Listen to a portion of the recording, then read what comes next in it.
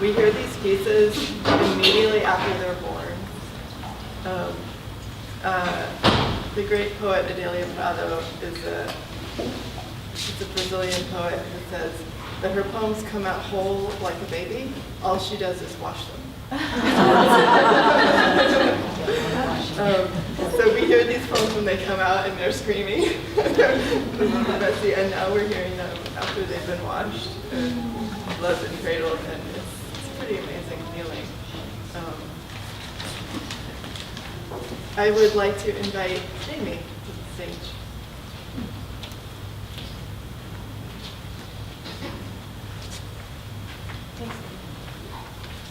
I wanted to thank you too. Every week when we have workshop, it's sort of like a little breath of fresh air. And I look forward to it every week. So, I think I'm going to start out with one that's sort of about self-mothering. Shortly. How long did it take the clam to make its shell? Layers of rainbows laid down by the mother of pearl in her wisdom. How much time did it take to build this delicate calcium house? Can you imagine if your body was the only dwelling place you needed? This little creature, a real homebody, was content to live out of a shell of itself. Think of it, your body as safety, comfort, protection. A perfect vessel closed off to fear. What would that be like?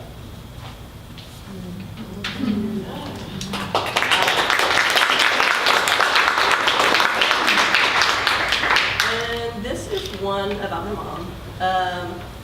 The thing about my mom that I think I might like the best and kind of the least is how vulnerable she is. It's been a really good lesson, but in a lot of ways too, watching someone be that vulnerable can maybe be scary sometimes too. But I think overall it's a lesson. So this one's called Family Song.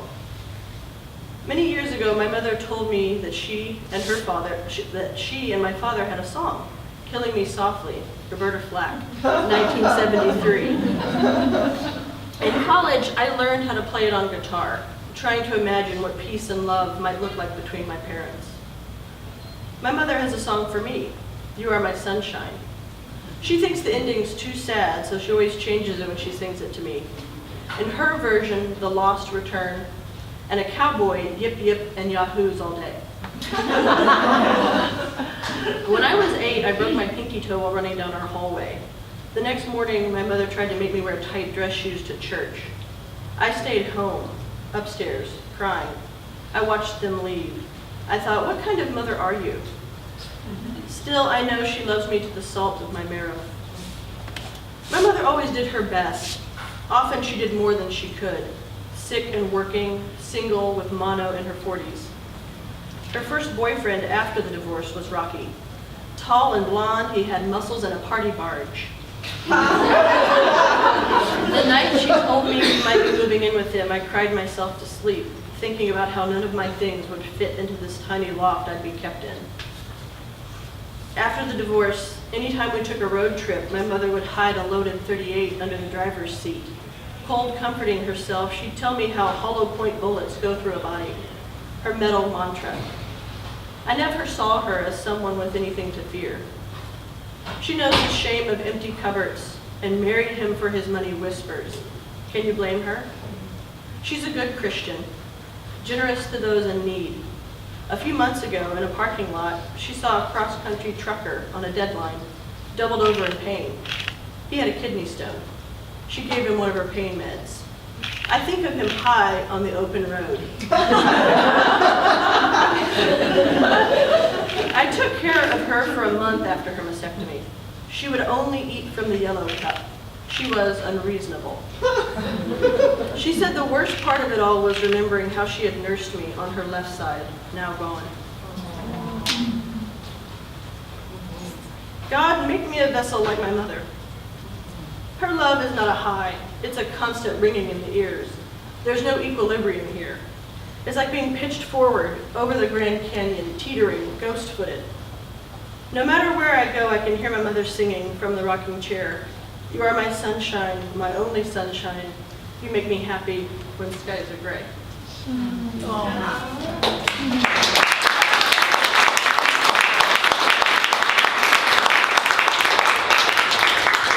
And the last one I'm going to read is a little cheeky one about my yard.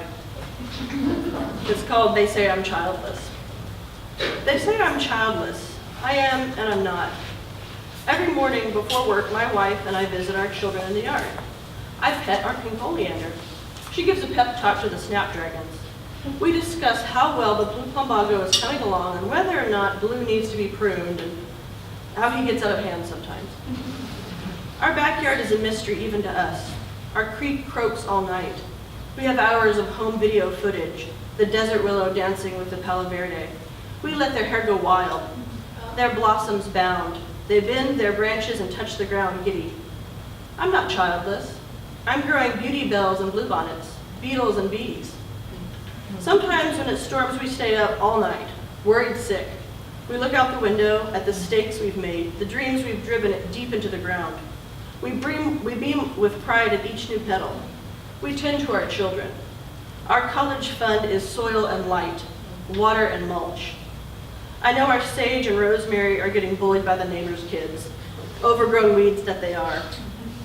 Sometimes you have to let them work it out on their own. They have to strain and find their own way to the light. I know my children love me. If I stood in our yard long enough, they would grow over me. Threading vines between my fingers, knotting roots up next to me, berries and plums crowding around my neck. I'm not childless. I'm invested in the drama of light and wind, yard and seed. The wasps are at it again, keeping up with the Joneses. They've added another addition, forever building, for larva life. They work as hard on their home as we do on ours. The bones of my bark, the limbs of my lungs, the back of my branch, the leaf of my tongue, the seeds of my sun, the roots of my hair, the pollen on my porch, the beats of my bed, the vines of my veins, the teaching of my tulips, the twigs of my heart, the oak of my oar. I'm not childless.